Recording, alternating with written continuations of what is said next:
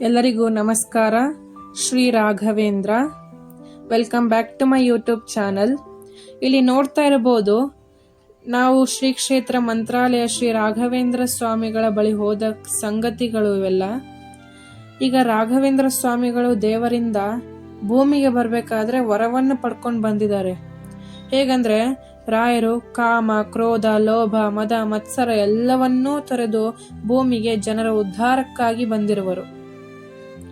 ಯಾವ ಯಾವ ಸಮಾಜದಲ್ಲಿ ವೈದ್ಯರಿಗೆ ಚಿಕಿತ್ಸೆ ಕೊಡೋಕೆ ಆಗಲ್ಲವೋ ಅದಕ್ಕೆ ಚಿಕಿತ್ಸೆ ಕೊಡೋ ಸಾಮರ್ಥ್ಯ ರಾಯರಿಗೆ ಇದೆ.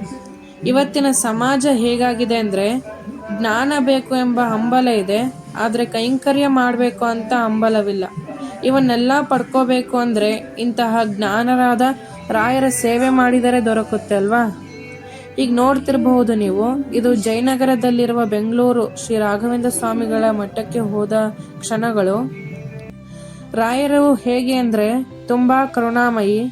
ಅದಕ್ಕೆ ಅವರನ್ನ ಕಲ್ಪವೃಕ್ಷ, ಕಾಮಧೇನು ಅಂತ ಕರೆದು ಎಲ್ಲರೂ ಸ್ಮರಿಸ್ತಾರೆ. ನಾವು ರಾಯರನ್ನ ಸ್ಮರಿಸೋಣ, ರಾಯರಿದ್ದಾರೆ.